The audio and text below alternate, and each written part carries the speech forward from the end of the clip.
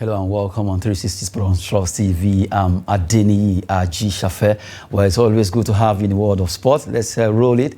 As you look at those activities, starting from handball, it's still really getting very hot over there in Benin City. Handball Plateau Peacocks win big on day 9 of Adova Handball Premier League 2023 Phase 1. Really, teams are fighting hard to see who stay top and to see who actually stay down, because they are all fighting for one cause, to actually win or stay in the Premier League for handball in Nigeria. Well, getting more spicy there, let's look at the result of day 9. Games were played across different clubs facing themselves just today. And we have, for women, we have Benue Queens. Actually, they fought hard against Seasider Babes, who won that game 25-16. Delta Queens 18-29 against Safety Babes. Safety Babes not to be dropping their guard at all, beating almost all the teams they've met so far in this competition. FRSC ladies are really doing so well. They are the defending champion of this league. You have Plateau Peacocks now. They won big, extra 15 points ahead of Bayelsa Queens, who couldn't manage to score the remaining 15. It was 30-15 for Plateau Peacocks. Rima Queens actually won 6 points extra against Imo Grasshoppers. Defender Babes 30. You have Bende Dynamos 23 for the women league. And right now we cross over to the male, looking at the results of the male, and you have Safety Shooters. It was 10 extra points they scored against Police Machine, who scored 20. Toge Marine Academy scored 24, while Confluence Stars actually had 30. Extra 6 for Confluence Stars. They were able to bounce back from that defeat in their last game. Kano Pillars also bounced back after losing their game. Their last game also, they won this against the Defenders 28-21, while Bende Dynamos, just like their ladies, this time around, they lost out against Niger United 28-23. Lagos Seasiders 31, just a point ahead of Rima Strikers of Sokoto there. Correction Boys, they did a good one against Benue Buffalo, because it was a draw. It ended in that particular game in a draw between Buffaloes and Correction Boys. 28-28 apiece between the two clubs that fought hard to see who stayed top in this particular group. Well, joining me in the studio is Asmao Karofi. Good to have you, Asmao. And I see you smiling at those, the ladies. You think you are supporting, as you don't know among them. No. For the ladies. Oh my God. I don't have anything to say anymore. Like, okay, look at the results and look at how they are achieving it. They are making a statement. They are not letting it up. You know, look at the results, like 30-15, you know. It's total domination, and I love it so much. You know, 30-15, 29-23, Defender Babes. They are just showing exactly who they are. You know, they are defending what they have. Safety. I love the name Safety Babes, by the way. You know, they're keeping their position very, very safely. You know. But the most I'm impressed with is the Plateau Peacocks. You know, with the total dominance. That's actually the double. Yes, a double of it, because Bayelsa Queens actually got 15 there, and then you have Plateau Peacocks actually getting 30. That shows that they dominated that game with the extra 15 points. A good one for Plateau Peacocks, who actually won very hugely. That's on day 9. And for Safety Bay, defending champion, really playing safe in all their games so far, beating almost all the teams they've met in this competition. Really, we continue to give you more concerning this particular league. That's the handball league in Nigeria. We want to see our own basketball league coming to light again. Right now, the handballers are having a field of the day over there in Benin City. The Asian city of Benin is hosting best of handball across Nigeria, coming together in Benin City. Plateau Peacocks, with their beautiful jersey, really are doing so well in this competition. Well, from the way it is, they continue to see how they can better their lot in this competition so far. Well, for the likes of Safety Babes, Kano Pillars, both defending champions, they are actually building on their own terrain, trying to see how they can defend what they started last season. This is phase 1. The phase 2 will be coming up, but so far we've been giving you update concerning that. When it comes to handball in Nigeria, this is one of those sports that you see that is well organized. Handball, volleyball, football, maybe let's add football, because that's the sport everybody loves, even if we organize well or not. Everybody loves football. But you see handball, volleyball, those two sports in Nigeria, really the federation, they've been able to look around for sponsors, look around for how to make sure these players, both male and female, the league actually runs. It's actually a miracle that they got to this point. You know, they've gotten far, because like I said last time I was here, you know, you'd have to start from home, to be honest. In order for you to achieve something like this, you'd have to have so much passion for it. And clearly that's more than enough passion to go around. You know, you have to believe in yourself, and your people have to believe in you too. So, you know, for the federation to believe in them, for them to believe in themselves, for their family to believe in them, it's a whole thing. And it's amazing how they did it. Well, we've been talking about handball there. You see the result of match day 9 that was actually playing Benin City. Clubs are fighting hard to see who will be able to build on this phase 1 before they go for phase 2. Well, just to give you updates concerning that, both male and female fighting hard there. Well, right now it's getting more interesting. Day 9 in this competition. Now we cross away from handball as we talk about another sport. This time around is about basketball. Really, Nigerian basketball is not really having a good one because it has not been too smooth when it comes to the issue of basketball in Nigeria. There is a particular issue one way or the other comes up every time. This time around, AfroBasket 2023, Odera Chidom quit D Tigress. Odera Chidom is a player of D Tigress is the national team for women basketballers in Nigeria. They will have Super Falcons, but now they call them D Tigress for basketball. Odera Chidom plays for Hainaut over there in France. She used to play for Atlanta Dream in USA Basketball Women League, but right now she's in France playing. She was born in the US. She decided to actually play for Nigeria, but right now she says she's calling it quit for the fact that she's not enjoying how the professionalism concerning basketball is run in Nigeria. Let's look at the brief statement before we look at the video where she actually talked. She made a statement in one of where she was actually talking about the issue that has to do with the MBBF there. Well, from the way it is right now, Odera Chidom quitting D Tigress for the fact that she said, well, their coach, former coach Otis Wheely, was not sacked. Rather, he didn't quit. He was edged out by MBBF, according to her. And also for the fact that they appointed Rena Wakama some weeks ago. For them, a lot of players are not too happy for the fact that their former coach Otis Wheely didn't resign. Really, it was just edged out because he asked for a contract. He has not been given a contract, and the ladies are not happy for the fact that the way things are going concerning Nigerian basketball, especially women basketball in Nigeria, they don't really like it. That's why they are really not too happy with the way things are going. We are supposed to be preparing for the competition in Rwanda, and right now, from the way it is, most of these ladies are not happy. My purpose for doing this is to shed light on the lack of professionalism within the federation, and that it needs to change. Coming from Shidera Odom, D Tigress player. Let's listen to what she said, just to let the whole world knows why she's not too happy to play for D Tigress again. Of course, I would love to continue to play for something that's bigger than myself and represent a country that means so much to me and my family. But the current federation, I just cannot continue to agree with the way they do business.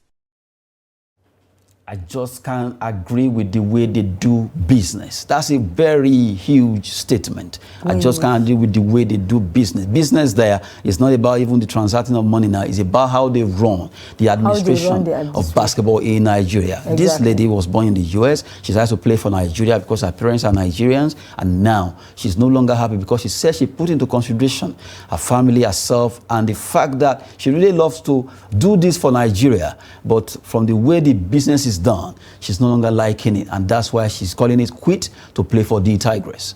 Well, the way I see it with, you know, situations like this, it's not an easy decision to make, you know, to quit. She's obviously passionate and patriotic towards her country, and she wants to represent her country in the best light and the best way possible. There's a lot of things happening behind the scenes, and just, you know, the few we are hearing, we the outsiders, they're not good news. They're not good news we're hearing, because I saw an where it was talked about that engineer, the president, the engineer Musa Kida, thank you very much, Engineer Musa Kida, that anytime there is a hurdle or there's a disagreement or he did something wrong and he's been called out for it, he always says this, and she also had an issue that the fact that she has to go and do a tryout in order for her to play. She talked about how MBBF rollout that they'll be having a tryout before the Afro basket. We've won it back-to-back 3 times. We are going for the 4th. The coach that did that with them, Otis Willie, right now resigned because he wasn't given the contract. Exactly. So now what does that say? This competition is starting very soon, and you sacked their coach, you brought someone in. There's already tension running high. Do you understand what I'm trying to say? There's already tension running high behind the scenes. And then you sack their coach. Only God knows what that coach has been working with them. You know, the plan, the dedication, the hard work they've had for years, you know, to win what they have, despite the challenges that they've been facing. But no, you sacked him, and without anything, you just brought someone new, and there isn't any understanding between the leadership and the players. And it's really a bad thing.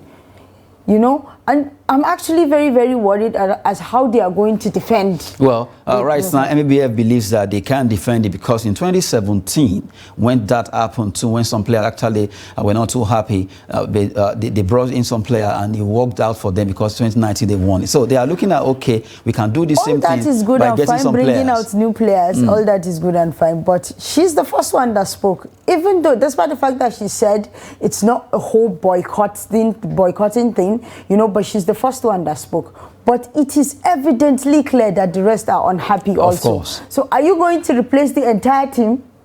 Maybe they will have to talk to see how they can work it out so that some players can stay. Because right now, from Odera Chidom coming out to say this and making that particular short clip that we just played there, that shows a lot are not actually going well with our women, the Tigress team. They are supposed to be preparing for Rwanda, where that Afro basket will be coming up. And right now, this is happening, and we need to get our acts together. We won it back-to-back for 3 times. We are going for the 4th, and the Otis Willie, who is the coach of that, who was the coach of that team, actually had to resign. Although, according to the lady, he didn't resign, that he was actually booted out one way, but he requested for a contract. A contract was not offered to him. Aside that, bringing a new coach, which most of them, well, even though they may not even know her, they may know her because she's in the US, but the fact that they seems not to be aware of what is even happening. They were thinking maybe it's going to be Otis Willie that will take them to Afro before this particular appointment. You know that saying where it's been told, if you still work, don't touch it, you know? They have a system, obviously, they and the coach. They have a system, and it's worked 3 times. They had a 3-peat. It worked. Why spoil it? Give him, it's his due. Honestly, if that's the case, I fully support his due to be given to him. You know, there are other things to fight, you know, to fight over and whatever, because there are a lot of things to figure out and to smooth over in this particular federation, because the leadership, it is what it is with them. But, you know, on this particular thing, when it comes to a coach, if the players are in sync with the coach, let them have it. Let them have it. Now, right now, they have to start from the scratch. And you said something about they did it before. It's not the same as the last time. I didn't say. MBBF said. So I'm talking about you quoting it. You know, they did it. It's not the same, because are they going to replace the entire team? Is it? Well, everybody is replaceable. But well, from the way it is right now, the Tigress going to the Afro basket, that we know they are champions of Africa, and really that team right now, they are not having easy, a lot of issues here and there, and we just have to get our basketball right. I still don't understand why the basketball every time. Before this was issue of leadership between Kida and another person. They were really dragging who is the authentic president. Before Federal Minister of Youth and Sport came and said, okay, we actually recognize Kida. Before then, it was between him and Tijani Yusuf. And now, aside leadership tussle, we come to administration, where issue of being owed these ladies. I still remember before they were settled, although we don't even know, maybe everything has been clear, but to some extent, they were settled with some amount of money. But really, you look at the men, to the D Tigers, who right now, we're going to take the next story. But really, our basketball, something is wrong somewhere. Because if it's not leadership tussle, it's administrative problem, it's about fund, it's about this. And I'm sure other federations in Nigeria, in fact, basketball federation seems to be having the biggest monster that is actually fighting that federation down not to succeed. Because I don't understand. You have a lot of basketballers across Nigeria, both male and female, who wants to play Nigerian basketball league. But you look at it, it's always very difficult. Look at our team that were presented to the AFROCAN. They are home based. How many of them can actually, right now, they can't play at their peak because no league is running. So for them to always have week in, week out, day in, day out, for them to practice and play together as a team or play in their different clubs before they are being picked for the AFROCAN for them to go to Angola. And you expect Nigeria to actually pick up the ticket when they go to event, get to event centers, 2 days, a day to event. How do you do that? A lot, they really. Actually managed to, win it back to back to back. The way I see it, it starts from the leadership. It's not a good, well-engined, it's not a good, well-oiled engine. It's not run properly, to be honest. There's many problems everywhere. You can't just place one problem on one person and say he's the main focus problem to that particular issue. But that's not even the issue. They're not addressing any of the problems. And it keeps manifesting. It's like a hydra, you cut off one head and 3 heads. Meanwhile, if you check the other side, well, they are saying they too have expended some money from their pockets, according to other side of the story. You have to balance your equation concerning all this report. Well, from the way it is right now, something must be done.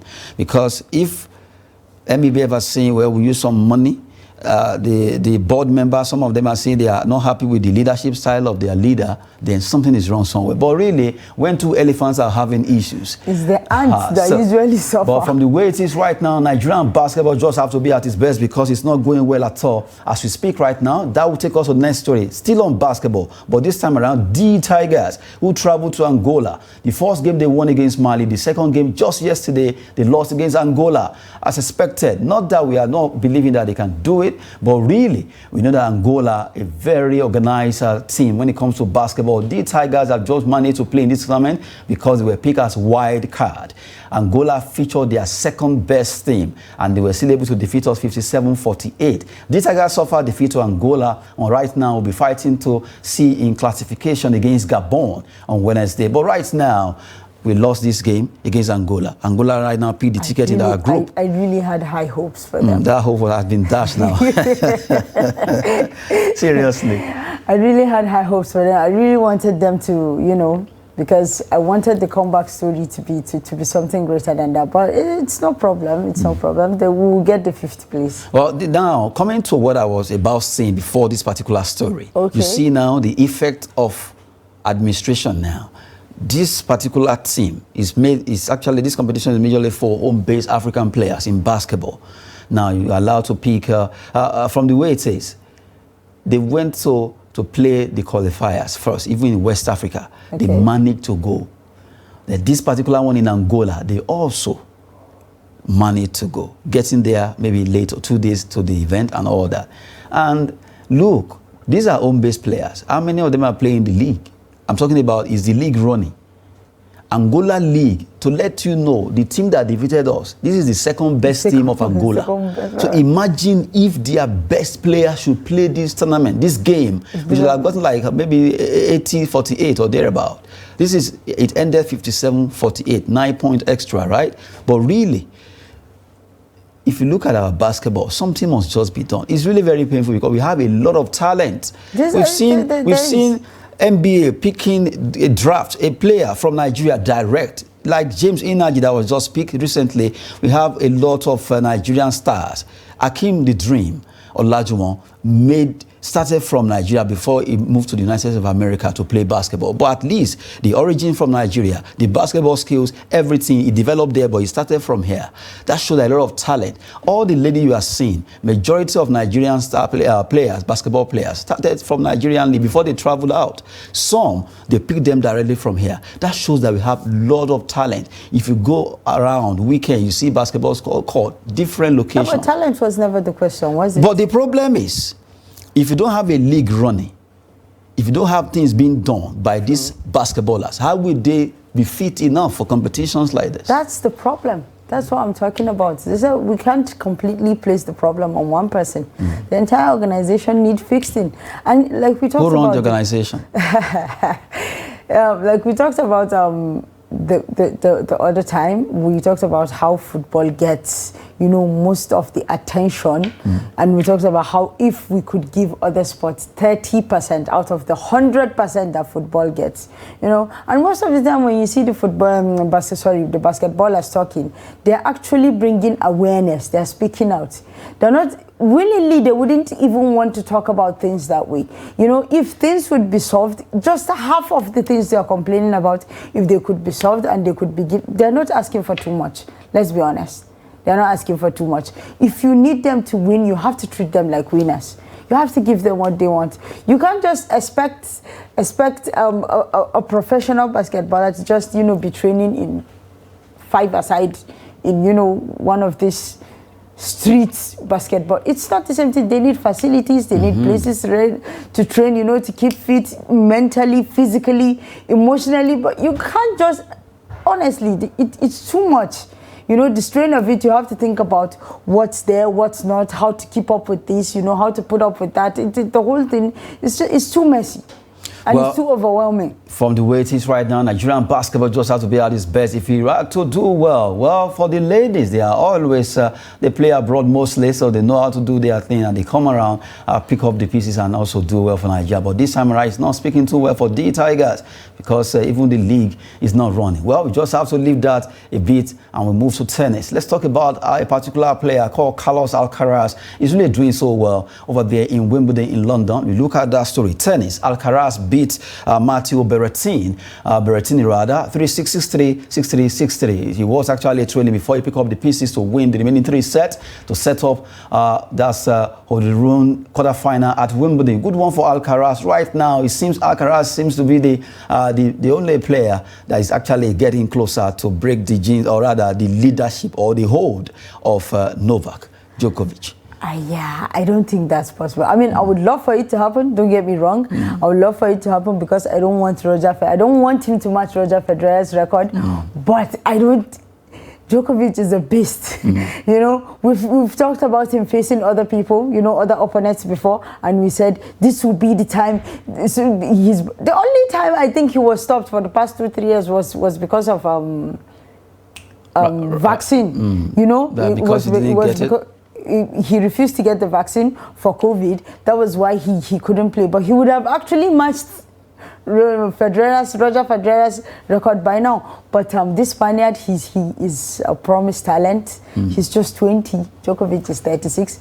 I'm hoping the age factor will aid him, you know, in stopping Djokovic. But I really don't think we still have a lot of young, very young talent, apart from Alcaraz, who actually, Alexander Zverev is still there. All these guys can still hold their own when it comes to, you know, at times tennis can be very funny. It's as if it's like a wave. When at time when the waves comes to your side, you dominate, and it's nobody can. I still remember when the likes of Pete Sampras, Andrea Gassi were the champions of this world when it comes to tennis. The way Rafael Nadal, Roger Federer dominated before the emergence of Novak Djokovic. That was how Pete Sampras and Agassi were just between themselves before another emergence of others. Now, if you look at women, you remember Serena Williams and the sister Venus, the way they dominated, and you can't take anything away from the likes of Kim Clijsters of this world. When they also came, they also have their own space. So it's always very funny. It goes like wave. It just come. Now it's Djokovic time. Let's see, maybe this Wimbledon,